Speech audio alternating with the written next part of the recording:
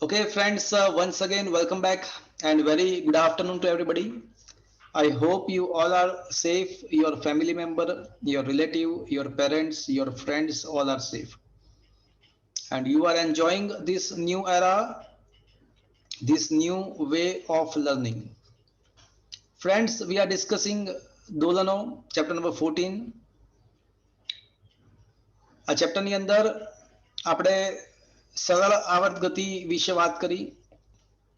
સરળ આવર્ત ગતિમાં સ્થાનાંતર, વેગ, પ્રવેગ, સરળ આવર્ત દોલકની સ્થિતિ ઉર્જા, ગતિ ઉર્જા, યાંત્રિક ઉર્જા, એનો આવર્તકાળ વગેરે ચર્ચાઓ આપણે ડિસ્કસ કરી.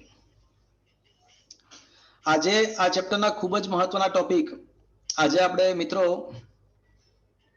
સરળ આવર્ત ગતિ, શુદ્ધ સરળ આવર્ત ગતિ કેમ શક્ય નથી હોતી અને વ્યવહારમાં જે બધા દોલનો થાય છે કેવા હોય એની વાત કરીશું. ઉપરાંત સાદા લોલક સાથે સંકળાયેલી વાતચીત કરવાના છીએ. મિત્રો આપણે લાસ્ટ લેક્ચરની અંદર આઈ થિંક ક્વેશ્ચન નંબર 14 સુધી આપણે ડિસ્કસ કર્યું હતું. હા કે ના મિત્રો? હા સર. તો 15મો ક્વેશ્ચન વેરી મોસ્ટ ઇમ્પોર્ટન્ટ, 4 માર્ક્સમાં પૂછાઈ શકે એવો પ્રશ્ન છે, ખૂબ જ મહત્વનો. સાદું લોલક એટલે શું? સાદા લોલક માટે આવર્તકાળનું સૂત્ર તારવો. સાદું લોલક કોને કહેવાય અને સાદા લોલક માટે તેના આવર્તકાળનું સૂત્ર તારવો એવો ક્વેશ્ચન છે. તો મિત્રો સાદું લોલક કોને કહેવાય? શું મિત્રો તમારા મોબાઈલની સ્ક્રીન પર તમને આ આકૃતિ દેખાઈ રહી છે? હા સર. Yes sir. કોઈ સ્થિર આધાર પરથી, કોઈ સ્થિર આધાર, ધીસ ઇઝ આધાર, કોઈ સ્થિર આધાર પરથી વજન રહિત અને ખેંચી ના શકાય તેવી દોરી વડે, વળ રહિત દોરી વડે લટકતી નાની દળદાર રચનાને સાદું લોલક કહે છે. દઢ આધાર પરથી વજન રહિત અને વળ રહિત એટલે કે જેમાં વળ ના ચડાયો હોય અને ખેંચી ના શકાય તેવી વળ રહિત દોરી વડે લટકતી નાની દળદાર રચનાને સાદું લોલક કહે છે. એટલે આકૃતિમાં તમને આ જે બતાવી છે મિત્રો એ શું છે મિત્રો?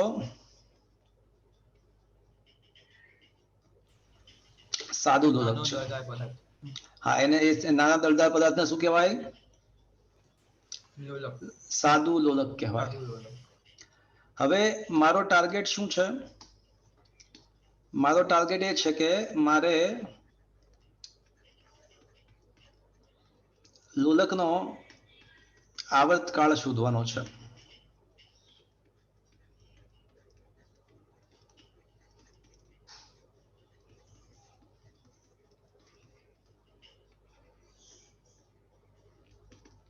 ચલો મને વિચારીને જવાબ આપો કે આમાં લોલક પર કેટલા બળ લાગતા હશે. માની લો કે મેં છે ને આ લોલકને તેના સંતુલન એટલે કે મધ્યમાન સ્થાનથી થોડું થીટા જેટલું સૂક્ષ્મ સ્થાનાંતર આપ્યું છે. થીટા જેટલું સૂક્ષ્મ સ્થાનાંતર આપ્યું છે. દેખાય છે તમને આકૃતિમાં? જુઓ તો. યસ ઓર નો? તો આ થીટા જેટલું સૂક્ષ્મ મેં સ્થાનાંતર આપ્યું છે. તો હવે વિચારીને મને કહો કે કેટલા બળ લાગતા હશે આના ઉપર. તો એક તો મિત્રો હંમેશા લાગતું રહે જીવનમાં, કયું બળ? વજન બળ. એ તો હંમેશા લાગશે જ. આ ઉપરાંત બીજું કયું બળ લાગશે વિચારો તો જરાક. તણાવ બળ. હા, દોરીનું તણાવ બળ લાગશે. અહીંયા આપણે એવું માની લઈશું કે આદર્શ અવસ્થા છે એટલે હવાના અવરોધક બળો વગેરે હાજર નથી. આદર્શ અવસ્થા છે એવું માનીશું એટલે અવરોધક બળ નથી. હવામાં એટલે શૂન્ય અવકાશમાં લટકે છે એટલે હવાના અવરોધક બળ નથી અને ઉપરાંત લંબ બળ વગેરે પણ ના આવે કારણ કે લટકતી રચના છે, જમીન પર નથી. એટલે ઘર્ષણ કે લંબ બળ નહીં આવે, માત્ર આ બે જ બળ આવશે. માત્ર બે જ બળ આવશે. Is it clear friends? Yes sir. Yes sir. તો હા બોલો. આપણે અહીંયા થીટા જેટલું સ્થાનાંતર કર્યું, કેમ કર્યું? તણાવ બળ એટલે તણાવ બળ તો જ્યારે સંતુલિત અવસ્થામાં હતું ત્યારે પણ હતું જ ને? હા હતું. આપણો ટોપિક શું છે? ક્વેશ્ચન નું નામ શું છે? આવર્તકાળ. અચ્છા, ઓકે. આવર્તકાળનો મતલબ શું થયો? દોલનો માટે લાગતો સમય થાય, હા સર. પણ દોલનો કરાવવા તો પડશે ને એના માટે ભાઈ. હા સર. ઠીક છે, ઇઝ ઇટ ઓકે? હા. તો બે બળ લાગશે, વજન બળ માજી અને દોરીનું તણાવ બળ, એને ટી ડેશ કહીએ. આવર્તકાળનો સિમ્બોલ ટી વાપરવો છે ને એટલા માટે તણાવ બળને ટી ડેશ કીધું. Okay okay sir. Okay sir. Okay, ચલો હવે છે ને આપણે વજન બળ માજીના બે ઘટકો પાડીશું.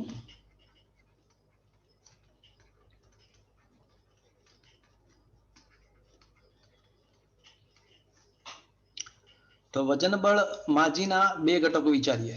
નંબર 1, ચલો જુઓ મિત્રો, આ અહીંયા આકૃતિમાં દેખો. શું તમને આ માજી દેખાઈ રહ્યું છે? હા સર. એનો એક ઘટક આ દિશામાં જશે અને બીજો ઘટક આ રીતે પડી શકાય મિત્રો. હા. તો આ દિશામાં જે ઘટક જશે, આ દિશામાં એ કયો ઘટક હશે મિત્રો? Cos theta. હા, જો મિત્રો અહીંયા આગળ થીટા હોય ને તો અહીંયા પણ થીટા થવાનો જ, કારણ કે બે સમાંતર રેખાઓ હોય ને તો એક જ રેખા સાથે સરખો ખૂણો આંતરે. હા કે ના? હા. હા સર. તો બે સમાંતર રેખાઓ હોય તો એક્ઝેક્ટલી સરખો ખૂણો આંતરે. જો, ઇઝ ઇટ ક્લિયર?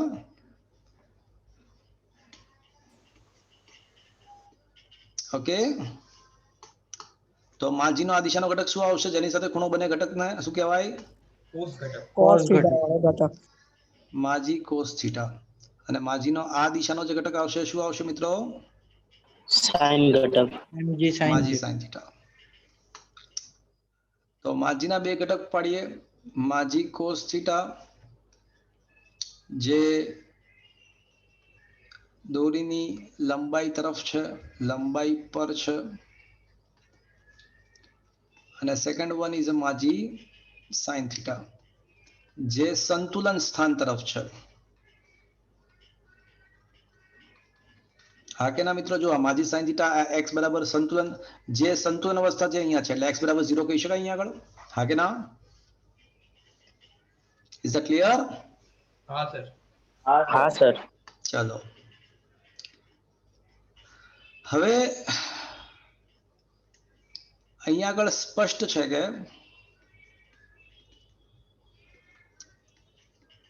કે આ દોરીની લંબાઈની દિશામાં તો લોલકનું કોઈ સ્થળાંતર થતું જ નથી. દોરીની લંબાઈની દિશામાં લોલકનું કોઈ સ્થાનાંતર થતું જ નથી. તો આ ટી ડેશ અને માજી કોસ થીટા બંને એકબીજાને બેલેન્સ કરશે. હા, તો લોલકની ગતિ માટે જવાબદાર બળ કયું છે? M g sine theta. M g sine theta. mg sin theta. તો can I say F is equals to m g sine theta? હા કે ના? ઠીક છે. હા. હા સર. તો મિત્રો વધારે સચોટ કહું તો માજી સાઈન થીટા બદલે માજી થીટા લખી શકાય, કારણ કે આપણે છે ને અને માઇનસ લખીશું. માઇનસ એટલા માટે લખ્યું કારણ કે આ બળ લાગવાને કારણે થીટા વધે છે કે ઘટે છે? જુઓ તો આ બળ માજી સાઈન થીટાના કારણે થીટા વધશે ઘટશે? ઘટે છે. ઘટશે. ચલો એક સ્ટેપ વધારું. અહીં બળ લાગવાને કારણે થીટા ઘટતો હોવાથી આપણે ઋણ સાઈન લીધી છે, કારણ કે થીટા અને બળ એકબીજાની વિરુદ્ધ દિશામાં છે. બળને લીધે થીટા ઘટે છે. અને બીજી વસ્તુ, થીટા ખૂબ જ નાનો હોય ને મિત્રો તો એવો નિયમ છે, કદાચ આગળ ક્યારેક કોઈ જગ્યાએ વાત કરી હશે મેં, કે થીટા ખૂબ જ નાનો હોય તો sine theta is approximately theta લખી શકાય. ઓકે, તો હવે F ઇઝ ઇક્વલ્સ ટુ શું આવશે મિત્રો? માઇનસ માજી થીટા. mg theta. પરંતુ તમને ખ્યાલ છે કે થીટા બરાબર તો ખૂણો ઇઝ ઇક્વલ્સ ટુ ચાપ ભાગ્યા ત્રિજ્યા. તો ચલો ચાપ કેટલી જરાક જોઈ મને કહો તો જરાક. ખૂણો ઇઝ ઇક્વલ્સ ટુ ચાપ ભાગ્યા ત્રિજ્યા. O થી B. હા, B થી 0 સુધી. માની લો કે આને આપણે x કહીએ, તો શું લખવું જોઈએ બોલો તો મિત્રો? x/l. X by L. x/l. ખૂણો ઇઝ ઇક્વલ્સ ટુ ચાપ ભાગ્યા ત્રિજ્યા. તો f is equals to minus માં g/l ઇન્ટુ x થશે મિત્રો. હા સર.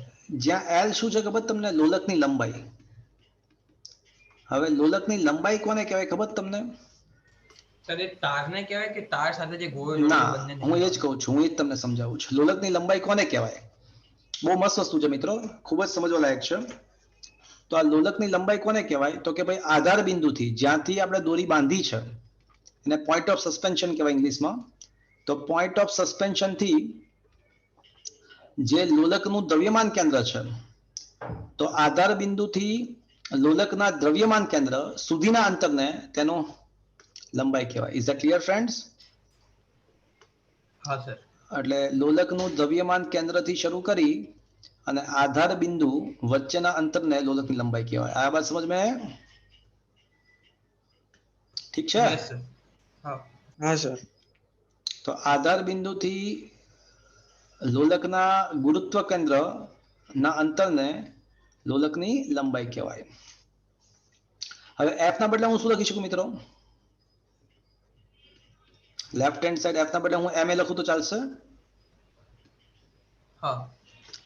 અને m એના બદલે d2x/dt² લખી શકું તો ચાલશે? હા કે ના? હા. તો d2x/dt² plus g/l into x બરાબર 0 થશે મિત્રો? હા કે ના? Yes or no? Yes sir. તો Yes, આ sir. સમીકરણ તો કોની યાદ અપાવે છે? આ તો સરળ આવર્ત ગતિના વિકલ સમીકરણ d2x/dt² પ્લસ ω02x ω2x બરાબર 0 ને મળતું આવે છે. હા. હા કે ના મિત્રો? હા સર. તો આને સરખાવી દો તો d2x/dt² પ્લસ g/x બરાબર 0. તો એને d2x/dt² પ્લસ ω2x સાથે સરખાવો તો આના પરથી કહી શકાય તો કે તો પછી ω² બરાબર શું લખવું જોઈએ મારે? g/l. g/l લખવું જોઈએ. તો હા. ઓમેગા બરાબર √g/l થશે. હા કે ના? હા સર. હા સર. ઓમેગા ના બદલે 2πf બરાબર √g/l થશે. તો f is equals to 1/2π √g/l.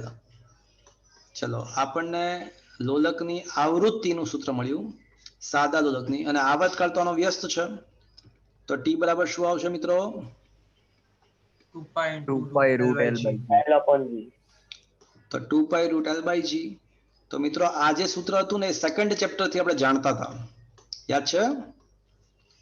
હા. પણ યસ આજે હા સર. હા, પણ આજે આપણે સાચા રસ્તે પહેલી વાર સાચી રીતે પહેલી વાર આપણે સાબિત કર્યું આ સૂત્ર. Is that clear friends? તો આ સૂત્ર આપણે વર્ષોથી જાણતા હતા, પણ ફર્સ્ટ ટાઈમ આપણે આ સૂત્રને પહેલી વાર સાચી રીતે સાબિત કર્યું. આયા બાત સમજ में? તો સરળ આના પરથી એવું કહી શકાય કે લોલક નો જો થીટા ખૂબ જ નાનો હોય ને તો એનો ગતિપથ છે ને આમ તો વર્તુળાકાર હોય, પણ નાનો ખૂણો હોય ને તો આ ગતિપથ લગભગ કેવો બની જશે મિત્રો? સુરેખા. સુરેખ. અને એટલા માટે તે જાણે કે તે કેવી ગતિ કરે છે એવું ધારી શકીએ આપણે? જાણે કે તે કેવી ગતિ કરે છે? સુરેખા. સરળ આવર્ત ગતિ કરે છે તેવું માની શકીએ. એટલે તો એનું વિકલ સમીકરણ સરળ આવર્ત ગતિના વિકલ સમીકરણ જેવું મળ્યું. Yes or no friends?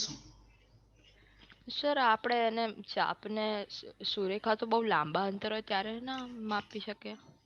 એવું કોણે કીધું? ખૂણો ઇઝ ઇક્વલ ટુ ચાપ ભાગ્યા ત્રિજ્યા એવું લાંબા અંતર માટે એવું કોણે કીધું? ના એટલે એવું નહીં સર, આ તમે એને ચાપની જગ્યાએ એને આમ સુરેખ માર્ગ જે ધારો છો ને એ તો બહુ લાંબા અંતર ની સાપેક્ષે હોય ત્યારે ના ધારી શકાય. હા, લોલકની લંબાઈ મોટી હોવી જોઈએ, વાત સાચી. લોલકની લંબાઈ મોટી અને ખૂણો ખૂબ જ નાનો, વાત સાચી.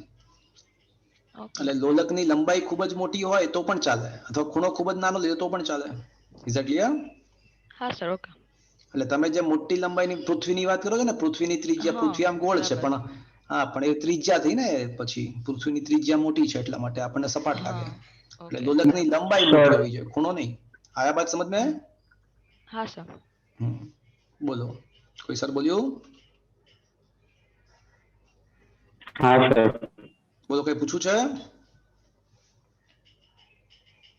સર જ્યારે થીટા મહત્તમ છે ત્યારે તો પછી એમાં સરળ આવર્ત ગતિ જ થાય. ના, એટલે આ જે સૂત્ર છે માત્ર કોના માટે સાચું છે? જ્યારે થીટાના થીટા ખૂબ નાના મૂલ્ય નાનો હોય માટે. ત્યારે. હા, કાં તો L ટેન્ડ્સ ટુ અનંત, કાં તો L મોટું હોવું જોઈએ, ખબર પડી? અને થીટા નાનો. Is it clear? Okay friends. હા સર. તો સાદા લોલકનો આપણે આવર્તકાળનું સૂત્ર સેકન્ડ ચેપ્ટરમાં આપણે ભણ્યા હતા, જાણતા હતા માત્ર, પણ આજે પારિમાણિક દ્રષ્ટિએ સાબિત કર્યું હતું. પારિમાણિક દ્રષ્ટિએ સાચું કર્યું હતું, સાબિત કર્યું હતું, પણ પહેલી વાર સાચા રીતે પહેલી વાર સાબિત કર્યું. મિત્રો, સાદા લોલક પરથી લોટ્સ ઓફ MCQ પૂછાતા રહેતા હોય છે. અલગ અલગ કોમ્પિટિટિવ એક્ઝામિનેશન્સમાં લોટ્સ ઓફ MCQ આના પરથી આવે છે. સ્પષ્ટ જ છે કે આવર્તકાળ લંબાઈના રૂટના સમપ્રમાણમાં અને ગુરુત્વ પ્રવેગના દ્રવ્યમાન ગુરુત્વ પ્રવેગના રૂટના વ્યસ્ત પ્રમાણમાં. પરંતુ મિત્રો યાદ રાખજો કે એ લોલકના દળ પર આધારિત લોલકના નથી. દળ પર આધારિત નથી. आया बात समझ में? Is it okay? હા સર. તો લંબાઈની રૂટના સમપ્રમાણમાં છે, ગુરુત્વ પ્રવેગના રૂટના વ્યસ્ત પ્રમાણમાં છે, દ્રવ્યમાન પર આધારિત નથી. તો મિત્રો કઈ કઈ ટાઈપના ક્વેશ્ચન્સ પૂછાઈ શકે? તો હું તમને થોડો ઓવરવ્યુ આપું છું. મિત્રો તમને ખ્યાલ છે કે લંબાઈનો ફેરફાર is equals to alpha L delta theta? હા સર.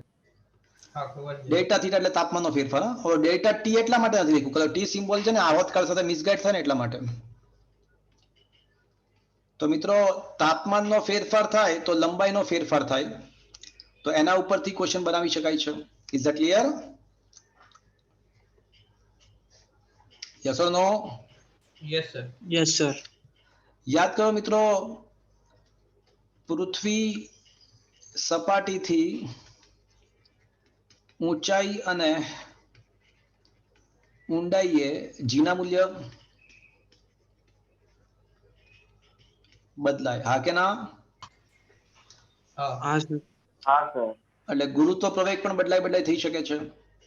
મિત્રો ગ્રહ બદલાવીએ, પૃથ્વીના બદલે મંગળ પર લઈ જઈએ, ગ્રહ બદલાય તો પણ જી બદલાશે, હા કે ના? હા સર. હા. એટલે ઘણીવાર એવા પણ ક્વેશ્ચન આપતા હોય છે કે ભાઈ પૃથ્વીની સપાટી પર આવર્તકાળ સમથિંગ છે, તો ચંદ્રની સપાટી પર એ જ લોલકનો આવર્તકાળ કેટલો હોય એવું પણ પૂછાય. અને ચંદ્રનો ગુરુત્વ પ્રવેગ આપ્યો હોય કે પૃથ્વી કરતા સમથિંગ ગણો છે, તો એ રીતના હા ક્વેશ્ચન સર. પૂછાઈ શકે. ઠીક છે સર. મિત્રો? Is that clear? હા સર. હવે સાંભળજો મારી વાત. સર. હા બોલો. સર દોલક અને લોલક એક જ હોય? દોલક અને લોલક એક જ નથી. જે સદળ આવર્ત ગતિ કરે એને દોલક કહેવાય, and that is not equals to સાદું લોલક. જેમ કે સ્પ્રિંગના છેડે લટકાવેલો પદાર્થ છે ને એ દોલનો કરે છે, તો આને દોલક કહેવાય. પણ આને લોલક ના કહેવાય. ના કહેવાય. અને આને શું કહેવાય મિત્રો? લોલક. Is that પણ clear? સાદુ લોલકમાં સરળ ગતિ તો કરે જ છે ને. આ સાદા લોલકમાં સરળાવત ગતિ કરે, પણ એને નાના ખૂણા માટે જ કરે એ. એટલે દર વખતે સાચું નથી પાછું, એટલે એને લોલક જ કહેવાય, એને લોલક ના કહેવાય. સમજ્યા? ઓકે. જો લોલક પર ગુરુત્વ પ્રવેગ સિવાયના પણ બળ લાગતા હોય, સિવાયના પણ બળ લાગે તો સૂત્રમાં જીના સ્થાને જીના બદલે જી ઇફેક્ટિવ લેવું. હવે ક્વેશ્ચન ઇઝ કે શું કહેવા શું માંગે છે, તો સમજાવું તમને. માની લો કે આ લિફ્ટ છે અને એક લોલક આ લિફ્ટમાં લટકે છે. માની લો કે લિફ્ટમાં એક લોલક લટકે છે.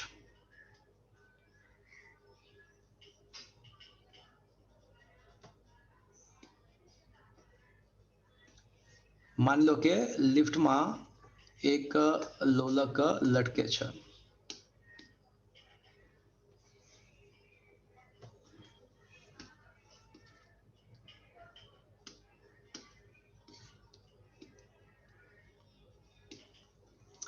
હવે માની લો કે આ લિફ્ટ છે ને એ જેટલા પ્રવેગથી ઉપર જાય છે, તો આ લોલક પર યાદ છે આભાસી બળ નીચે તરફ લાગે. લોલક માટે લિફ્ટ અજડત્વીય નિર્દેશમ બની જાય. તો પદાર્થ પર નિર્દેશમ જેટલો જ પ્રવેગ, પરંતુ નિર્દેશમની વિરુદ્ધ દિશામાં. એટલે લોલકનો પોતાનો જી તો નીચે હતો જ, ગુરુત્વ પ્રવેગ તો લાગતો જ તો, પણ ઉપરાંત જી પ્લસ એ થશે. Is that clear friends? હા સર. હા. તો હવે આ કેસમાં આવર્તકાળનું સૂત્ર 2π√L/g ઇફેક્ટિવ, અને જી ઇફેક્ટિવ તરીકે શું આવશે મિત્રો? જી પ્લસ એ. જો લોલક એ જેટલા પ્રવેગથી નીચે જતી હોત તો આભાસી પ્રવેગ કઈ તરફ? હા, જી માઇનસ. તો t બરાબર 2π√L/g માઇનસ એ આવે. આ વાત સમજમાં મિત્રો? હા સર. તો આના પરથી પણ MCQ પૂછાતા હોય છે કે ભાઈ લિફ્ટની અંદર લોલક હોય તો શું થાય? તો લિફ્ટમાં જો લોલક હોય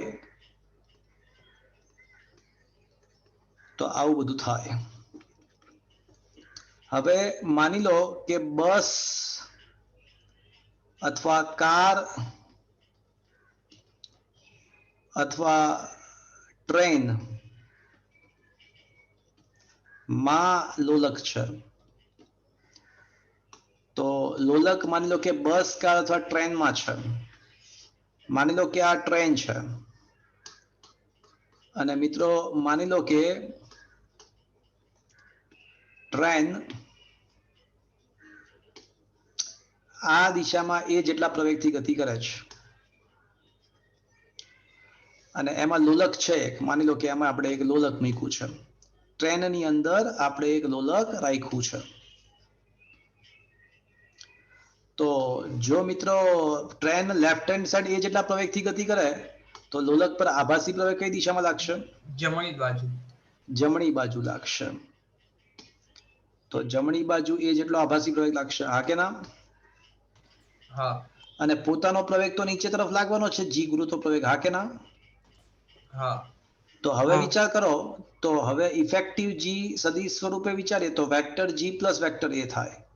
પણ ઇફેક્ટિવ જી નો માનાંક કેટલો થાય? અંડર રૂટમાં a square plus b square plus 2ab cos theta. પણ આ બંને વચ્ચેનો ખૂણો 90 છે, cos 90 તો 0 થાય. તો શું બાકી રહેશે મિત્રો? √g square G plus square plus A square. તો આવા સંજોગોમાં લોલકનો આવર્તકાળ શું આવશે?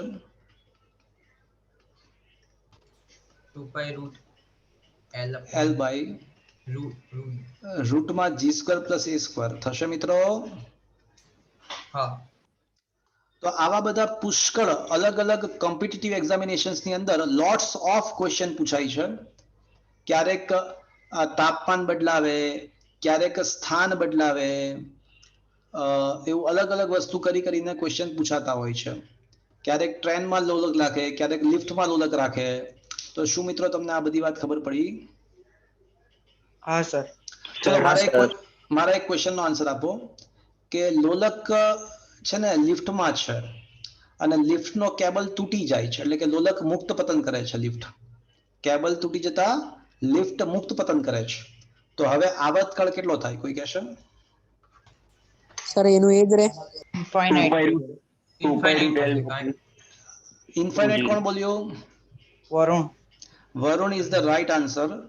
મિત્રો જો લિફ્ટનું મુક્ત પતન થાય ને તો લિફ્ટ પોતે જી જેટલા પ્રવેગથી નીચે ઉતરે. વિચારો, હવે લિફ્ટનો પ્રવેગ જી જેટલો નીચે થઈ જાય તો ઇફેક્ટિવ પ્રવેગ કેટલો થઈ જાય મિત્રો? વિચારો, જી માઇનસ જી, જી માઇનસ જી. એટલે સમજ્યા તમે આખી વસ્તુ? તો છેદમાં 0 આવી જશે. તો એવા સંજોગોમાં હંમેશા બહુ બધી કોમ્પિટિટિવ એક્ઝામિનેશન્સમાં છે, તે મુક્ત પતન કરતી લિફ્ટમાં લોલક રાખીએ તો એનો આવર્તકાળ અનંત થઈ જાય. તો મુક્ત પતન કરતી લિફ્ટમાં સર બોલો. સર જ્યારે પાણીમાં હોય ત્યારે એના પર પેલું ઉત્પ્લાવક બળ પણ લાગે તો ત્યારે પરફેક્ટ. તો ત્યારે હા, તો ત્યારે જી ડેશ બરાબર શું આવશે? G into 1 minus rho by rho 0. યાદ છે? જી ફેક્ટરી તરીકે. હા સર. તો આ સૂત્ર એકદમ સાચી વાત. હા, ચલો એ વાત પણ કરી નાખીએ. પહેલા પતાવી દઈએ. મુક્ત પતન કરતી લિફ્ટમાં લોલકનો આવર્તકાળ શું આવશે મિત્રો? અનંત. ઇન્ફાઇનાઇટ. અને આવૃત્તિ 0 થઈ જાય, અર્થાત લોલકના દોલનો બંધ થઈ જશે. લોલકના દોલનો બંધ થઈ જાય. એક ખૂબ જ મજાની વાત કરી મિત્રો એક છોકરાએ કે સાહેબ આપણે પ્રવાહીમાં લોલક રાખીએ તો શું થાય? એકદમ સત્ય વચન, બહુ જ સારી વાત. ખૂબ જ ઘણી બધી કોમ્પિટિટિવ એક્ઝામિનેશનમાં ક્વેશ્ચન છે કે પ્રવાહીમાં લોલક રાખતા તો આપણને ખબર છે કે પ્રવાહીમાં અસરકારક વજન કેટલું આવશે? તો અસરકારક વજન માજી ઇફેક્ટિવ બરાબર માજી માઇનસ માં 0g. યાદ છે? એટલે mg કોમન લઈ લઈએ તો 1 માઇનસ m0 બાય m અને સાદુરૂપ આપી દઈએ તો 1 માઇનસ રો 0 બાય રો થાય. તો આવા સંજોગોમાં જી ઇફેક્ટિવ તરીકે શું આવશે મિત્રો? G into 1 minus rho 0 by rho થશે. એટલે rho minus rho 0 by rho. આયા બાત સમજ में? લસા લઈ લઈએ તો સર આમાં આપણે 0 વાળા બધા પદ એ પ્રવાહી માટે છે ને? 0 વાળા એટલે રો 0 અને m0 એ બધા. એટલે એવું નહીં યાર, એ તો મેં જો સિમ્બોલ મારે જે રાખવો હોય ને રાખી શકું. સિમ્બોલ તો એ 0 વાળા પદ પ્રવાહી એટલે હા અહીંયા આગળ છે ને. હા, એટલે આપણને ખબર છે કે પ્રવાહીમાં અસરકારક વજન કેટલું થાય? તો પદાર્થનું પોતાનું વજન માઇનસ ઉત્પ્લાવક બળ, કારણ કે ઉત્પ્લાવક બળ ઉપર તરફ હોય. એટલે ઉત્પ્લાવક બળમાં પ્રવાહી ઉત્પ્લાવક બળ એટલે શું? તો કે ભાઈ પ્રવાહીનું વજન, વિસ્થાપિત થયેલા પ્રવાહીનું વજન. ઓકે. હા સર. હા. તો હવે t બરાબર 2 પાઈ route L by G into rho minus rho 0 by rho. Is that clear friends? તો rho minus rho 0 by rho. અને આનું સાદુરૂપ આપો તો હવે t બરાબર t dash કહી દઈએ આને. તો t dash બરાબર 2 pi root L by G અને into rho upon rho minus rho 0. તો મિત્રો પ્રવાહીની અંદર આવર્તકાળ કેટલો? તો એનો શોર્ટકટ આપણને મળ્યો. આ શોર્ટકટ ખૂબ જ કામનો તમને જે ડબલ ઈ વગેરેમાં હવે ફરીવાર સાબિત નહીં કરીએ આપણે. તો ટી ડેશ બરાબર T0 જે હતો એ જૂનો જે હતો એ જ, જે ભૂતકાળમાં જે હવામાં જે આવર્તકાળ હતો એ હતો, અને ઇન્ટુ શું આવશે મિત્રો? Rho upon rho minus rho 0. જ્યાં રો એટલે શું? લોલકની ઘનતા. હા, પદાર્થની ઘનતા. અને રો 0 એટલે શું? પ્રવાહીની ઘનતા. તો આના પર ઘણા બધા આધારિત ક્વેશ્ચન્સ છે જ આપણા JEE ની બુકમાં પણ છે, એમાં વાત થશે ત્યારે વધારે. ઓકે ફ્રેન્ડ્સ, તો લોલકનો આવતકાળ તો એકદમ નાનકડી એવી વાત છે, એનું સૂત્ર આપણે સાબિત કર્યું, પણ લોટ્સ ઓફ બહુ બધા પુષ્કળ MCQ અલગ અલગ કોમ્પિટિટિવ એક્ઝામિનેશન્સમાં અલગ અલગ રીતે પૂછાતા હોય છે. એ બધી ચર્ચાઓ મેં તમને અહીંયા કરી આપી. Is that clear friends? आया बात समझ Yes, में? ठीक है, हाँ सर. તો વિચારજો તમે આ બધા બાબતે, થોડું વિચારજો. મસ્ત છે આ topic. Is it okay friends? હા તો સર. મિત્રો આમાં લોલકનો આવતકાળ, આવૃત્તિ, કોણીય આવૃત્તિ વગેરે સાબિત કર્યું છે. આમાં છે ને અલગ રીતે સાબિત કર્યું છે, વધારે સરળ બનાવી નાખ્યું છે. f = kx થી સાબિત કરી નાખ્યું છે. તો બહુ ઇઝીલી જશે. મેં થોડીક વધારે થોડી ચર્ચા કરી. આમાં તો બહુ ઇઝી કરી નાખ્યું છે નોટ્સની અંદર. f બરાબર -kx અને k મળી જાય અને પછી 2π√m/k કરો એટલે ફટાફટ આન્સર આવી જશે. જો વધારે ઇઝી બનાવ્યું છે. Is it clear? ચલો મિત્રો, ક્વેશ્ચન નંબર 16 દેખો. લિફ્ટમાં શું થાય, ટ્રેનમાં શું થાય અને સેકન્ડ લોલક કોને કહેવાય? તો મિત્રો એક નવી વાત આવી કે સેકન્ડ લોલક કોને કહેવાય. તો જે લોલકનો આવતકાળ 2 સેકન્ડ હોય તેવા લોલકને, એક નવો છે મિત્રો ટોપિક. ક્વેશ્ચન નંબર 15 ખૂબ જ અગત્યનો, 4 માર્ક્સનો પ્રશ્ન. 15માં પછી એક બોક્સ આપ્યું છે MCQ માટે અગત્યનો. 16મો પ્રશ્ન MCQ માટે અગત્યનો કે ભાઈ લોલકનો આવતકાળ લખો, લિફ્ટમાં શું થાય, ટ્રેનમાં હોય તો શું થાય, અને એક સેકન્ડ લોલક નવી વાત આવી. તો સિમ્પલ, જે લોલકનો આવર્તકાળ 2 સેકન્ડ હોય એવા લોલકને સેકન્ડ લોલક કહે છે. Is that clear friends? જેનો આવર્તકાળ 2 સેકન્ડ હોય એવા લોલકને સેકન્ડ લોલક કહે છે. Is that clear friends? ઠીક છે? yes sir. ઓકે મિત્રો, ક્વેશ્ચન નંબર 17, શુદ્ધ સરળ આવર્ત ગતિ કોને કહેવાય અને શા માટે તે શક્ય નથી તે જણાવો. તો મિત્રો, શુદ્ધ સરળ આવર્ત ગતિ થવા માટે પદાર્થ પર લાગતું બળ F = -kx માત્ર હોવું જોઈએ, બીજું કોઈ બળ હાજર હોવું જોઈએ. માત્ર પુનઃસ્થાપન. સરળ આવર્ત ગતિની કન્ડિશન યાદ છે ને મિત્રો? બળ સ્થાનાંતરના સમપ્રમાણમાં અને સ્થાનાંતરની વિરુદ્ધ દિશામાં. આપવું જોઈએ. એટલે માત્ર ઇનશોર્ટ, શુદ્ધ સરળ આવર્ત ગતિ થવા માટે પદાર્થ પર માત્ર અને માત્ર પુનઃસ્થાપક બળ F બરાબર -kx જ લાગવું જોઈએ. કોઈ પણ પ્રકારના અવરોધક બળો હાજર હોવા જોઈએ નહીં. તો શુદ્ધ સરળ આવર્ત ગતિ કોને કહેવાય? તો જો કોઈ તંત્ર કોઈ પણ પ્રકારના અવરોધક બળની ગેરહાજરીમાં અવરોધક બળ ઉદ્ભવતા ના હોય તો તેવા સંજોગોમાં જે દોલનો થાય તેને શું કહેવાય? શુદ્ધ સરળ આવર્ત દોલનો કહેવાય. પણ વ્યવહારમાં જે પણ દોલનો થશે એ કોઈને કોઈ માધ્યમમાં થશે. જેમ કે આપણી આસપાસ એનું માધ્યમ છે હવા. એટલે એવું તો શક્ય જ નથી કે જ્યાં આગળ કોઈ માધ્યમ જ ના હોય. એટલે વ્યવહારમાં જે પણ કાંઈ દોલનો થાય છે એ કોઈને કોઈ માધ્યમમાં જ થાય છે. એટલે એનો મતલબ કે માધ્યમના કોઈક ને કોઈક પ્રકારના અવરોધક બળો હાજર હોવાના છે. એટલે કોઈ પણ પ્રકારના અવરોધક બળો હાજર હોવાના જ. એટલે એનો મતલબ શું થયો મિત્રો? એટલે એનો મતલબ એવો થયો કે માધ્યમના અવરોધક બળો હાજર હોય તો દોલનો શુદ્ધ સરળ આવર્ત ગતિ કરી શકે? શુદ્ધ સરળ આવર્ત ગતિ કરી શકશે નહીં. તો હવે શા માટે શુદ્ધ સરળ આવર્ત ગતિ નથી, એ ખ્યાલ આવી ગયો? ચલો, તો પછી એ તો કન્ફર્મ થઈ ગયું કે ભાઈ માધ્યમ હાજર હોવાને કારણે શુદ્ધ સરળ આવર્ત ગતિ તો શક્ય જ નથી. તો પછી હવે કેવા દોલનો થાય? શુદ્ધ સરળ આવર્ત દોલન તો શક્ય જ નથી. તો પછી ક્વેશ્ચન એવો થાય કે કયા ટાઈપના દોલનો? તો પછી દોલનો કયા ટાઈપના થશે? તો મિત્રો, વ્યવહારમાં શું થાય કે અવરોધક બળો હાજર હોય.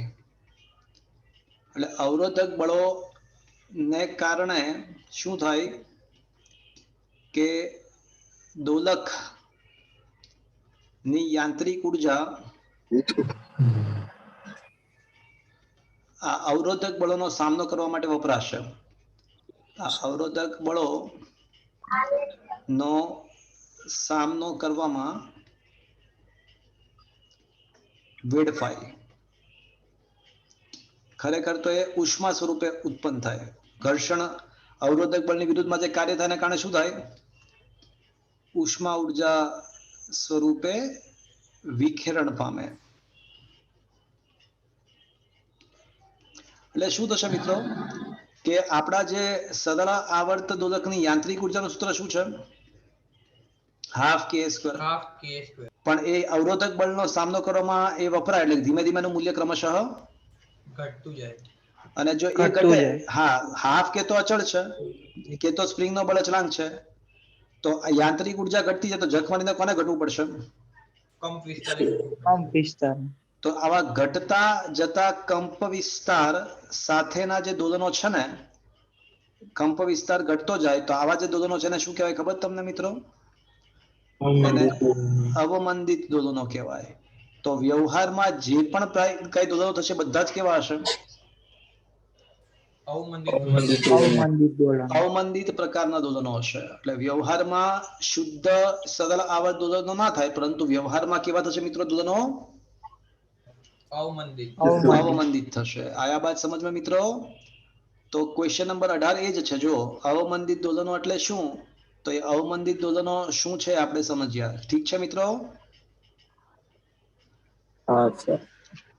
અને એનું એક એક્ઝામ્પલ પણ આપ્યું છે. આમ તો સાચું કહું ને તો એક નહીં, વ્યવહારમાં જેટલા દોલનો થાય ને બધા જ કેવા હોય?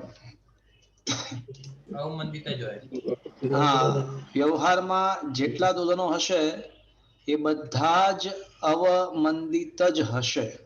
એટલે એક નહીં પણ બધા. એમાં જો કે એક્ઝામ્પલ આપ્યું છે, ચલો જોઈ શકો છો તમે. આ સ્પ્રિંગ છે, સ્પ્રિંગના છેડે બ્લોક લટકાવ્યો છે અને આજુબાજુ શું છે જોવો તો જરા તમે. આજુબાજુ શું છે? માધ્યમ.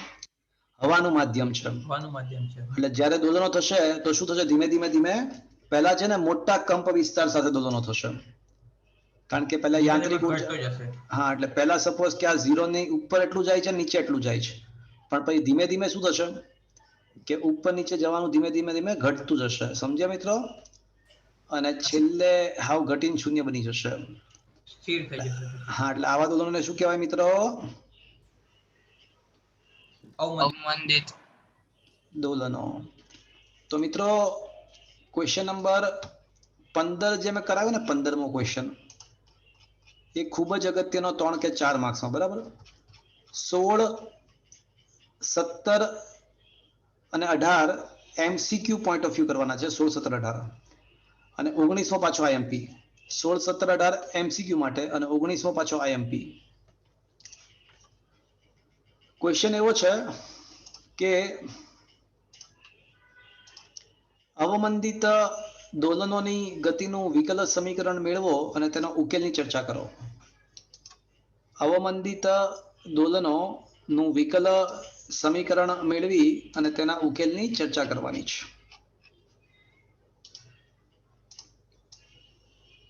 તો આને છે ને આપણે બે પાર્ટમાં ડિવાઈડ કરીશું. બે પાર્ટમાં આને ડિવાઈડ કરીશું. પાર્ટ 1,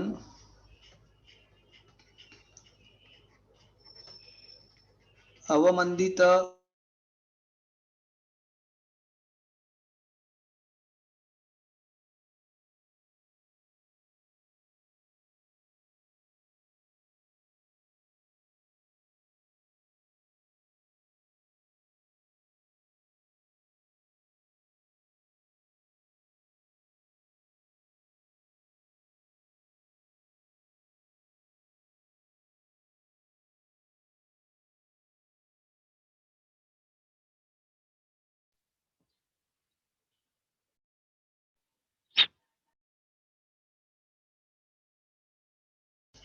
શું મારો અવાજ આવે છે મિત્રો? Is it audible? હા સર. ઓકે. તો સૌથી પહેલા આપણે અવમંદિત દોલનનું વિકલ સમીકરણ મેળવીશું. પણ તમને આના પહેલા એક કામ કરીએ. તમને શુદ્ધ સરળ આવર્ત ગતિનું વિકલ સમીકરણ યાદ છે? કોઈને યાદ છે? શુદ્ધ સઆગ નું d વિકલ square x upon dt square plus omega square x. હા, તો શુદ્ધ સરળ આવત ગતિ નું વિકલ સમીકરણ તમે જાણતા હશો કે ભાઈ d square x by dt square plus omega square x બરાબર 0, અને જ્યાં ઓમેગા સ્ક્વેર બરાબર શું હતું મિત્રો? ઓમેગા બરાબર શું હતું મિત્રો? કોણીય રૂટ કે બાય એમ હતું. આ તમને ખ્યાલ છે. આ તો શુદ્ધ સરળ આવત ગતિનું વિકલ સમીકરણ હતું. પણ અત્યારે તો આપણે કોની વાત કરવાની છે મિત્રો? અવમંદિત. અવમંદિત દોલનોમાં. મિત્રો અવમંદિત દોલનો છે ને, એમાં બે પ્રકારના બળ લાગતા હશે. અવમંદિત દોલનોમાં જો દોલનો તો થાય છે એટલે પુનઃ સ્થાપક બળ તો લાગે છે.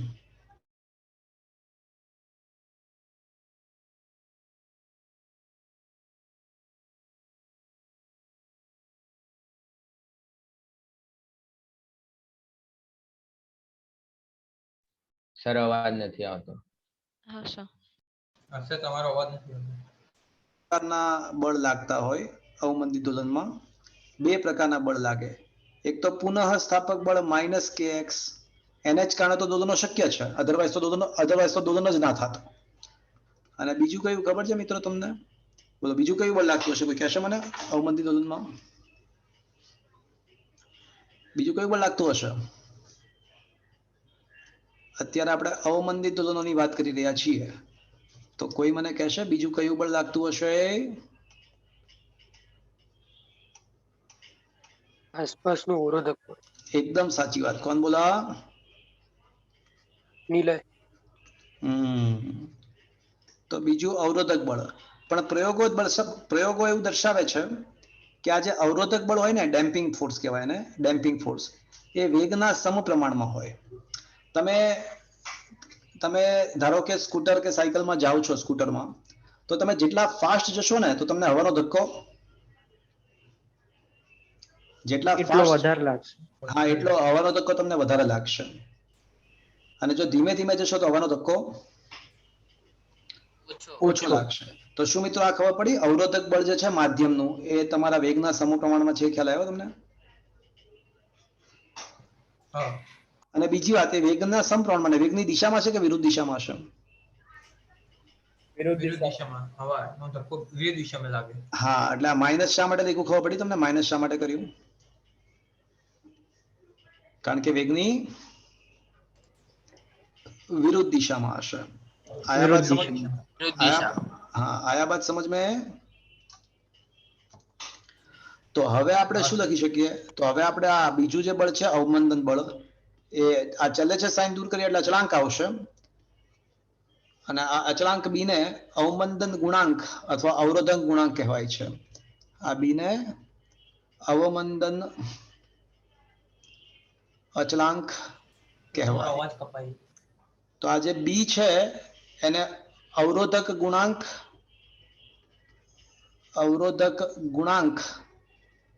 અથવા અવમંદન અચળાંક કહે છે. Is that clear friends? ચલો, આનો એકમ શું હશે? આનો એકમ વિચારો તો.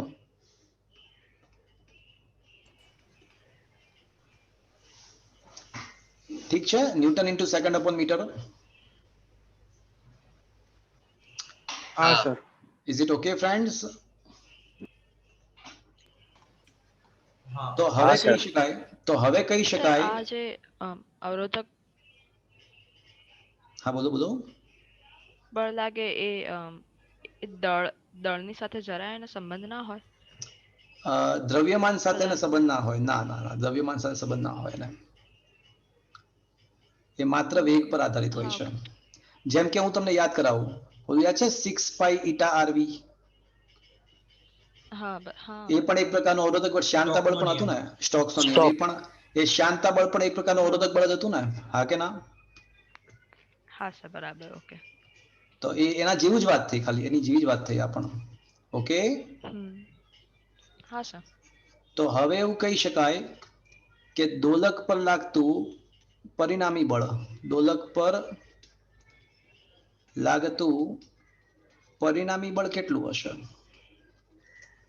તો F બરાબર F1 પ્લસ F2 એટલે F પુનઃ સ્થાપક બળ એટલે કે restoring force plus damping force. આ દુનિયા બહુ ખરાબ છે બાળકો. તમે હજી નાના છો, વામન છો, સૂક્ષ્મ છો. આ દુનિયા મિત્રો ખૂબ જ ખરાબ છે. બરાબરની એક બાજુ માં છે અને એક બાજુ બીવી છે. બરાબરની એક બાજુ માં છે, એક બાજુ બીવી છે. પૂછજો ઘરે જઈને પપ્પાને એટલે કહેશે તમને. તમે હજી નાના છો, વામન છો, સૂક્ષ્મ છો. બરાબરની એક બાજુ માં છે, એક બાજુ બીવી છે. પણ જો જીવનમાં માં અને બીવીને એક બાજુ લાવતા આવડી જાય ને તો જીવન ધન્ય થઈ જાય. તો મિત્રો ફિઝિક્સ માત્ર સબ્જેક્ટ નથી પરંતુ જીવન જીવવાની ગુરુ ચાવી પણ દર્શાવે છે. તો મિત્રો જો માં અને બીવી એક બાજુ આવી જાય તો જીવન ધન્ય થઈ જાય. પણ એ બરાબર તો શું થાય મિત્રો? D square x by dt square. હા કે ના? હા સર. વેગના બદલે dx upon dt લખું તો ચાલશે? dx upon હા. અને kx બરાબર 0. હવે છે ને સામાન્ય સંજોગોમાં વિકલ સમીકરણ લખવા માટેની એક મેથડ છે. એમાં છે ને પ્રથમ પદમાં સહગુણક ના દેખાવો જોઈએ.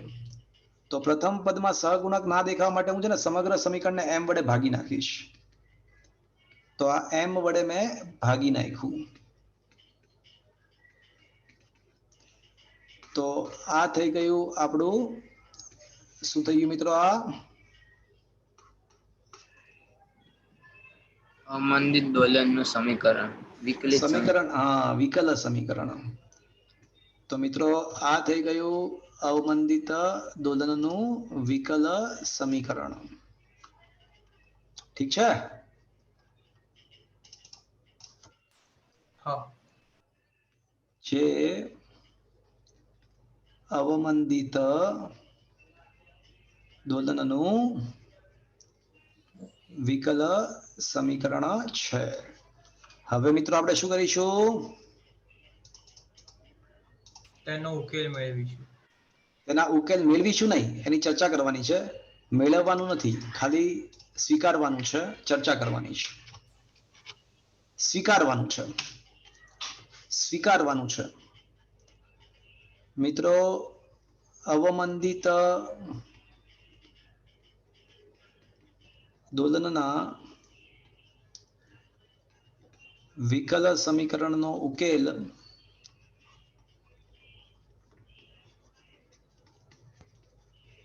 નીચે પ્રમાણે આપી શકાય. એટલે નીચે પ્રમાણે આપી શકાય નો મતલબ શું થયું કે આપણે સ્વીકારવું છે. ભલે સ્વીકારી લઈશું પણ એને ક્રોસ ચેક જરૂર કરીશું. એને ક્રોસ ચેક 100% કરીશું. ઓકે? તો અવમંદિત દોલનના વિકલ સમીકરણનો ઉકેલ શું છે? તો yx of t બરાબર a e raised to minus bt by 2m cos omega dash t plus phi. જ્યાં આટલો જે પદ છે એવું શું દર્શાવે છે મિત્રો? આટલો જે ભાગ છે શું દર્શાવે છે? કંપ વિસ્તાર. પરફેક્ટ. તો જ્યાં આ જે a e raised to minus bt by 2m કંપ વિસ્તાર રજૂ કરે છે અને જોઈ શકો છો કે કંપ વિસ્તાર સમય સાથે સમય પર આધારિત છે, સમય સાથે બદલાય છે. જો હા કે ના મિત્રો? જેમ જેમ જેમ જેમ સમય વધતો જશે, જેમ જેમ જેમ જેમ સમય વધતો જશે તેમ તેમ તેમ કંપ વિસ્તાર છેદ વધતો જાય. એટલે કંપ વિસ્તાર ઘટતો જાય. તો જોઈ શકો છો કે કંપ વિસ્તાર સમય સાથે ચર ઘાતાંકીય રીતે ઘટતો જાય છે. અને એટલા માટે તો આ દોલનોને શું કહેવાય છે? અવમંદિત દોલનો. અને આ જે ઓમેગા ડેશ છે ને એ રૂટ કે by M minus B by 2m નો હોલ સ્ક્વેર. આ બી બાય 2m નો હોલ સ્ક્વેર ના લખો તો એક કામ કરે બી સ્ક્વેર બાય 4m સ્ક્વેર લખી નાખીએ. બી સ્ક્વેર બાય 4m લખી નાખીએ. વર્ગ કરવો છે ને બી બાય 2m નો, તો k by M minus b square by 4m સ્ક્વેર. Is that clear friends? તો આ ઓમેગા ડેશ બરાબર રૂટ કે by M minus b square by 4m સ્ક્વેર. તો આ ઉકેલ છે. આના પરથી વિચારીએ, આના પરથી જો આપણે આલેખ દોરીએ સ્થાનાંતર વર્સિસ સમયનો, જો સ્થાનાંતર વિરુદ્ધ સમયનો આલેખ બનાવીએ આના ઉપરથી તો કેવો મળે વિચારો. કે ભાઈ સ્ટાર્ટિંગમાં તો કંપ વિસ્તાર મેક્સિમમ હશે, સ્થાનનું કંપ વિસ્તાર મેક્સિમમ, પણ પછી ક્રમશઃ શું થાય ખબર છે? જેમ જેમ જેમ જેમ સમય પસાર થશે તેમ તેમ તેમ ઓલું મહત્તમ સ્થાનાંતર વાળું જે પદ છે ને, મહત્તમ સ્થાનાંતર વાળું પદ એ ક્રમશઃ ઘટતું જશે. તો મહત્તમ સ્થાનાંતર વાળું પદ ક્રમશઃ ઘટતું જાય. એટલે આ dot dot dot dot line શું દર્શાવે છે? એ દર્શાવે છે કે આપણો જે કંપ વિસ્તાર છે મહત્તમ સ્થાનાંતર એ સમય સાથે ચર ઘાતાંકી રીતે એટલે માઇનસ બીટી બાય 2m અનુસાર ઘટતું જાય છે. આયા બાત સમજ में ફ્રેન્ડ્સ? સર આ આલેખ માઇનસમાં જાય છે એટલે એ શું દર્શાવે? એ તો આપણને ખબર છે કે આ આલેખ તો શેનો વિધેય, કયા વિધેયનો આલેખ છે? તો x ઓફ t બરાબર કંપ વિસ્તાર કે જે સમય સાથે બદલાય છે ઇન્ટુ કોસ વિધેયનો જ આલેખ છે. તો કોસ વિધેય તો નેગેટિવ કે પોઝિટિવ થવાનું જ ને. એ તો હતું જ ને આપણું કોસ વિધેય. ખાલી ફરક શું હતો ખબર છે? હું તમને બતાવું. હા, ફરક એ છે કે શુદ્ધ સરળાવત ગતિ હોય ને, શુદ્ધ સરળાવત ગતિ, તો એ હંમેશા જો આર્યો આલેખ દેખાયો, જો આવડો તમને દેખાયો આવડો આલેખ. તો જો શુદ્ધ સરળ આવર્ત ગતિ હોત ને તો એ તો અનંત સમય સુધી સરખા જ કંપ વિસ્તારી ચાલ્યા કરે. ખબર પડી? જો એમાં કંપ વિસ્તાર બદલાતો જ નહીં. જો આયા બાત સમજ में? પણ પ્લસ માઇનસ તો થવાનું જ ને, પ્લસ માઇનસ તો થવાનું જ ને. ખબર પડી તમને? કારણ કે દોલક તો કોની વચ્ચે દોલનો કરે છે? x બરાબર 0 અને હા, અને x બરાબર પ્લસ અને માઇનસ એની વચ્ચે દોલન, તો ઉપર નીચે થવાનું જ ને. હા સર. પણ કંપ વિસ્તાર જે છે ને એ એનું મહત્તમ સ્થાનાંતર દર્શાવે, ડોટ ડોટ ડોટ લાઈન દર્શાવે છે. શુદ્ધ સરળ આવર્ત ગતિ હોત ને તો એ કંપ વિસ્તાર કેવો રહે? હંમેશા અચળ. પણ અહીંયા શું થશે? વ્યવહારમાં જે દોલન થાય એ કોઈ દિવસ શુદ્ધ તો હોય જ ના શકે. તો વ્યવહારમાં જે દોલનો હોય એ બધા કેવા હોય? તો કે ભાઈ અવમંદિત દોલનો હોય. તો એનું સ્થાનાંતર કઈ રીતે બદલાય? તો એનું સ્થાનાંતર આકૃતિમાં દર્શાવ્યું એ પ્રમાણે બદલાય. દેખાઈ શકે છે તમને અહીંયા આગળ આ વાત? જુઓ તો મિત્રો. અને આ ડોટ ડોટ ડોટ ડોટ શૂન્ય થઈ જાય ને. હા, અનંત સમયે શૂન્ય, અનંત સમયે શૂન્ય, ધીમે ધીમે ધીમે ઘટતા ઘટતા ઘટતા ઘટતા ઘટતા ઘટતા શૂન્ય. આયા બાત સમજ में? હા સર. હા સર. આ અહીંયા જ્યાં જ્યાં y લખ્યું છે ને ત્યાં x કરી નાખજો ને. જ્યાં y લખ્યું છે ત્યાં x કરી નાખજો. ઠીક છે? શું મિત્રો આ સમજમાં આવ્યું? હા સર. તો મિત્રો આપણે અવમંદિત દોલનનું વિકલ સમીકરણ તારવ્યું, એનો ઉકેલની ચર્ચા પણ કરી. હવે હું ક્રોસ વેરીફાઈ કરું. ચલો હવે આપણે એને ક્રોસ વેરીફાઈ કરીએ. તો ટેમ્પરરી એવું માની લો કે અવમંદન અચળાંક બી શૂન્ય છે. જો અવમંદન અચળાંક બી શૂન્ય હોય, જો અવમંદન અચળાંક બી શૂન્ય હોય તો પછી ઓલો અવરોધક બળ પણ 0 થઈ જાય. હા કે ના? આપણે હવે છે ને ક્રોસ ચેક કરીએ છીએ. માની લો ધારો કે બી 0 હોય તો પછી ઓલો F damping force minus BV બરાબર એ પણ 0 થઈ જાય. હા કે ના? તો પછી લોજિક એવું કે છે તો લોજિક અનુસાર તો પછી હવે દોલનો કેવા થવા જોઈએ? સરળ આવર્ત શુદ્ધ ગતિ સરળ, છે. શુદ્ધ સરળ શુદ્ધ આવર્ત. સરળ હા, આવર્ત. તો હવે દોલનો શુદ્ધ સહગ હોવા જોઈએ? હા કે ના? હા સર. હા. થવા જોઈએ, હા કે ના? તો કરો ચેક, ચલો. તો હવે તો કંપ વિસ્તાર કે જે સમય સાથે બદલાતું હતું એનું સૂત્ર શું થઈ જાય? માઇનસ બીટી બાય 2m માં બી બરાબર 0 મૂકી દો તો ઈ ની 0 ઘાત થશે, પણ ઈ રેસ ટુ 0 બરાબર તો શું થાય? એક. તો એ. તો હવે જો કંપ વિસ્તાર સમયથી સ્વતંત્ર અચળ થઈ ગયો, હા કે ના? અને ઓમેગા ડેશ બરાબર યાદ છે શું હતું? રૂટ કે by M minus b square by 4m સ્ક્વેર હતું, હા કે ના? તો b0 મૂકી દો, તો b0 મૂકી દો તો k બાય એમ થઈ ગયું, તો ઓમેગા ડેશ બરાબર ઓમેગા થઈ ગયું પાછું, હા કે ના? હા. હા સર. હા. અને હવે ઓલું જે સૂત્ર હતું સ્થાનાંતરનું, તો એ સ્થાનાંતરનું સૂત્ર એકવાર ફરી વાર યાદ કરો. તો એક્સ ઓફ ટી બરાબર અવમંદન દોલનમાં તો એ સૂત્ર A e raise to minus BT ના બાય 2 એનું E F T cos omega dash T plus 5, પણ બી બરાબર 0 હોય તો એ ઓફ ટી પાછું એ થઈ જશે અને ઓમેગા ડેશ પાછું ઓમેગા થઈ જશે. તો આ તો સ્થાનાંતરનું સમીકરણ કયું આવી ગયું? જો તો આ તો જે શુદ્ધ સહગત. સહગત દર્શાવે છે. તો એનો મતલબ કે આપણે જે લોજિકલી વિચાર્યું હતું એકદમ એકદમ સાચું હતું. સાચું છે.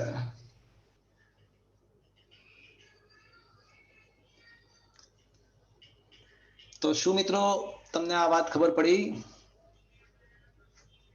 Is it okay? હા સર.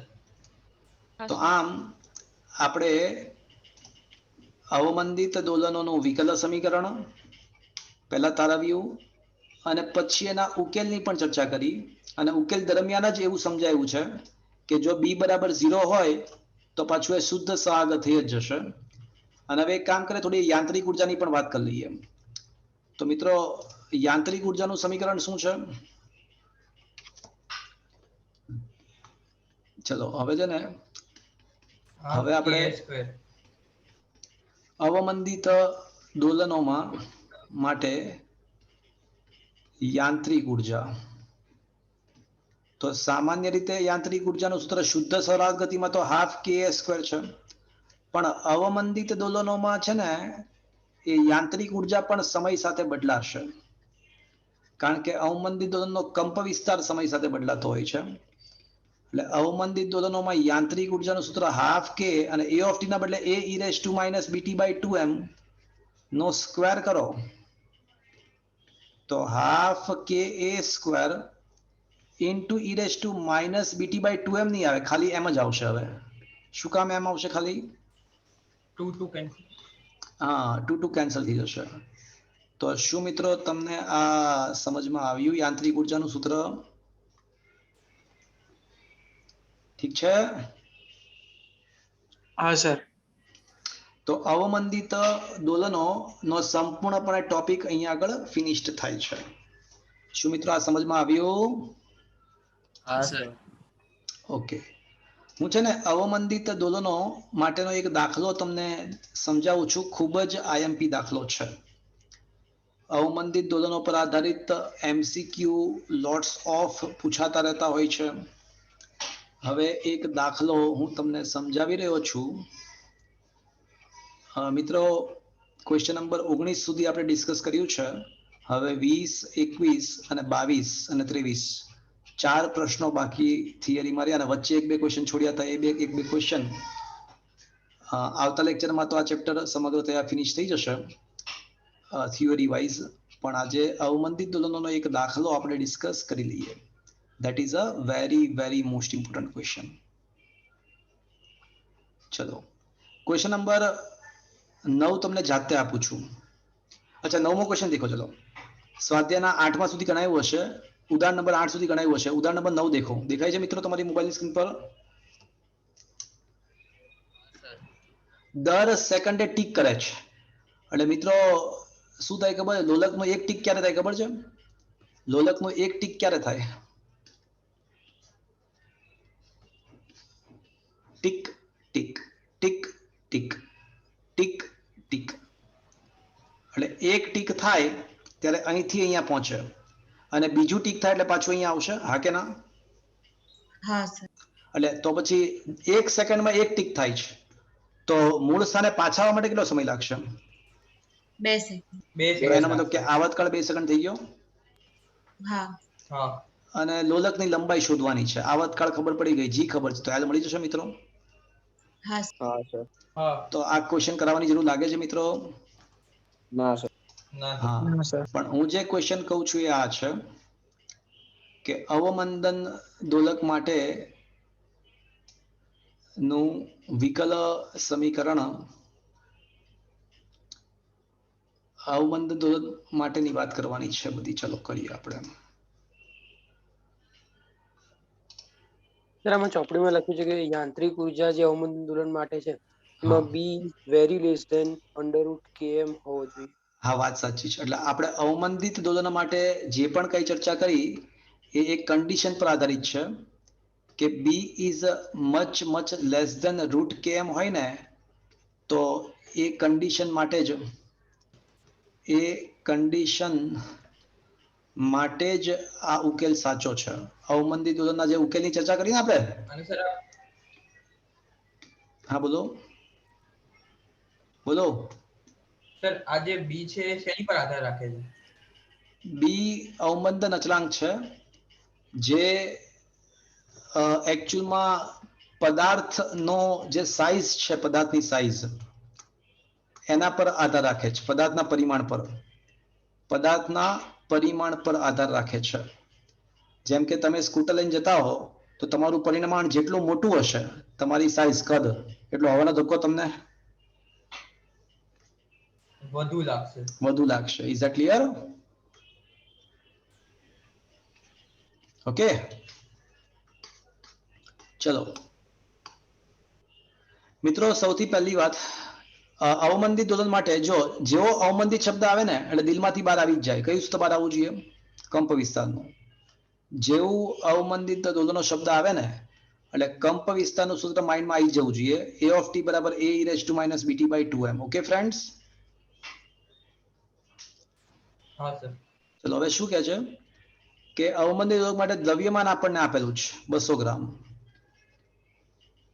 કે આપણને આપેલો છે 90 ન્યૂટન પર મીટર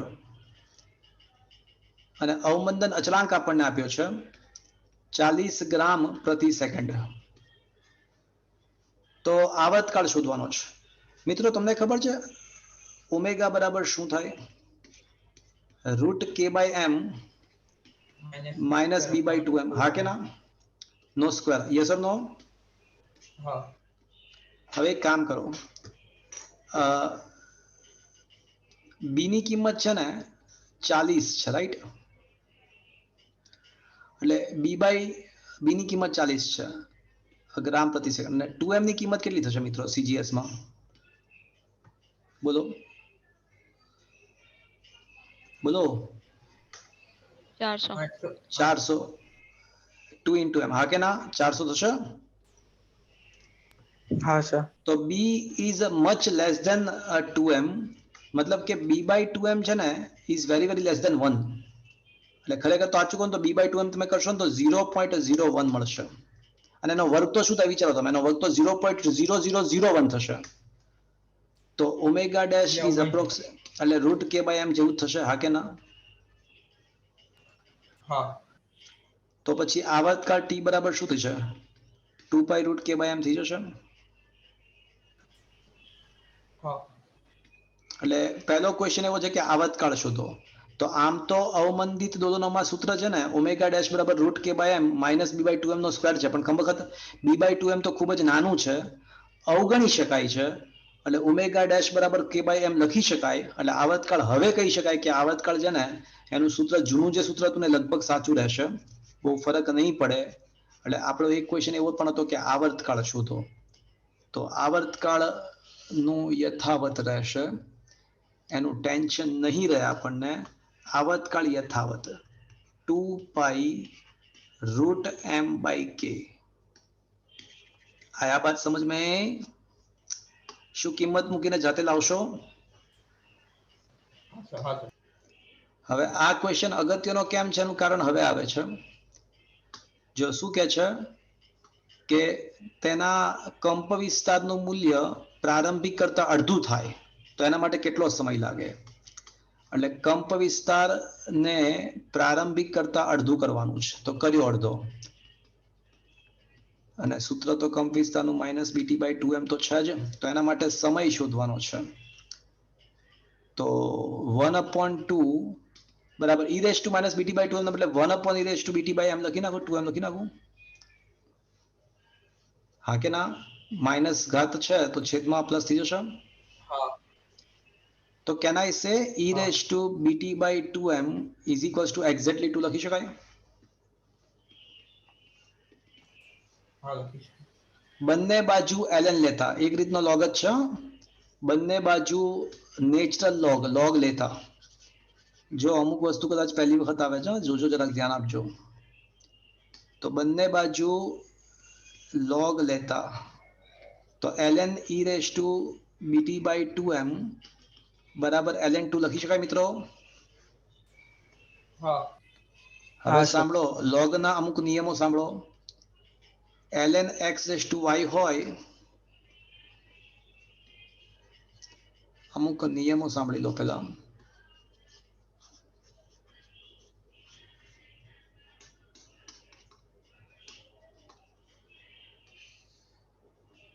ચલો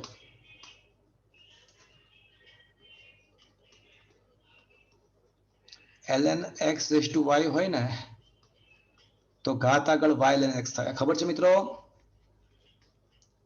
હા સર.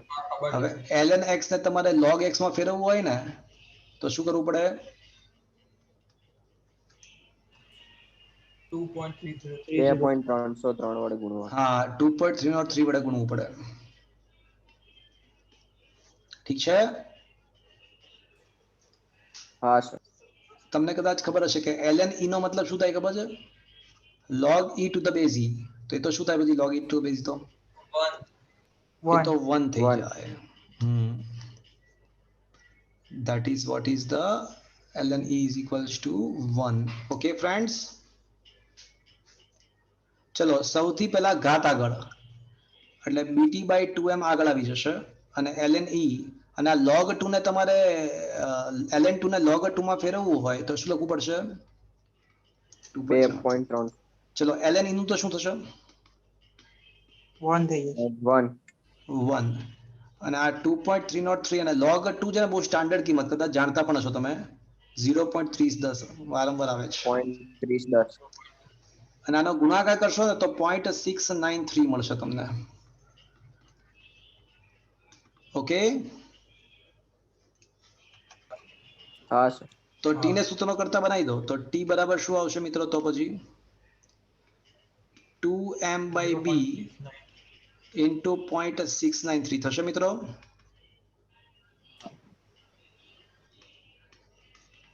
તો 0.693 માસ આપણને 200 ગ્રામ આપ્યું છે, બી ની કિંમત 40 આપેલી છે, ઇન્ટુ 0.693 કરો તો શું આવે છે આપણો આન્સર? 2 × 200 ભાગ્યા 40 ગુણ્યા 0.693. So this is our answer. Okay friends? 6.93. હા હા બરાબર જ છે ને, ઉડી જશે 40 બરાબર, સાચી વાત છે. 6.93 second. Is that clear friends? Audible છે મિત્રો? અને હજુનો એક ક્વેશ્ચન છે, યાંત્રિક ઉર્જાનું મૂલ્ય અડધું થાય તે માટે લાગતો સમય. હવે યાંત્રિક ઉર્જાની વાત કરવાની છે સી ઓપ્શનમાં. તો મિત્રો તમને ખબર છે અવમંદિત દોલનોમાં યાંત્રિક ઉર્જાનું સૂત્ર શું છે? તો હમણાં તો તારવ્યું હતું કે યાંત્રિક ઉર્જા પણ સમય સાથે બદલાય અને એનું સૂત્ર યાદ છે, ½ અને e raised to -bt/2m નહોતું, -bt/m હતું, યાદ છે? હા સર. અને હું E0 કહી દઉં, ½ એટલે પ્રારંભિક યાંત્રિક ઉર્જા. હા કે ના? હા સર. હવે યાંત્રિક ઉર્જાને પણ અડધી કરવાની છે. ચલો યાંત્રિક ઉર્જાને પણ આપણે અડધી કરી. યાંત્રિક ઉર્જાને પણ અડધી કરી નાખી પ્રારંભિક કરતા. હવે સર આ સેમ જવાબ એ સર આ જવાબ જે આપણને જે મળતું હતું એનાથી અડધો જ આવશે ને? એક્ઝેક્ટલી, અહીંયા 2 નહીં આવે. એકદમ સાચી વાત, સાચી વાત. બાકી બધું ડિટો ટુ ડિટો, લીટો ટુ લીટો. પરફેક્ટ બોલ્યો. કોણ બોલા?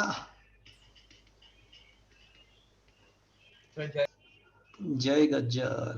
અચ્છા, તો BT by e raise to BT by 2m ના બદલે ખાલી m રહેશે. હવે વળી પાછું ln લઈએ. હવે બધી ચર્ચા સેમ ટુ સેમ, પણ ખાલી બીટી બાય 2m ના બદલે m રહેશે.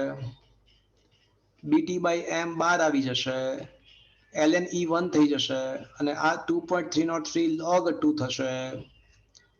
તો BT by m is equals to 0.693, 2.303 into 0.30 એટલે 0.693. તો t બરાબર 0.693 into mass upon b. તો 0.693 માસ 200, b 40. સાદું રૂપ આપો તો 6.93 નું અડધું આવશે. 6.93 નું એક્ઝેક્ટ અડધું. તો શું આવશે મિત્રો? જુઓ તો 3 પોઈન્ટ શું આવે છે? 3.465. 465. चलो, आया बात समझ में मित्रों? Is it okay? હા સર. તો ફ્રેન્ડ્સ, આજનો સેશન ખૂબ જ મહત્વનો હતો. આજે આપણે બે ખૂબ જ મહત્વના ટોપિક ભણ્યા. એક તો સાદું લોલક, લોટ્સ ઓફ કોમ્પિટિટિવ એક્ઝામિનેશન્સમાં એના પર આધારિત ક્વેશ્ચન પૂછાય છે. અને બીજો મહત્વનો ટોપિક ભણ્યા આપણે અવમંદિત દોલનો. આવતા લેક્ચરમાં આ ચેપ્ટરની બધી જ થિયરીઓ આપણે સંપૂર્ણપણે ફિનિશ કરીશું. આજનો સેશન મિત્રો અહીંયા આગળ હું પૂર્ણ કરી રહ્યો છું. Okay friends.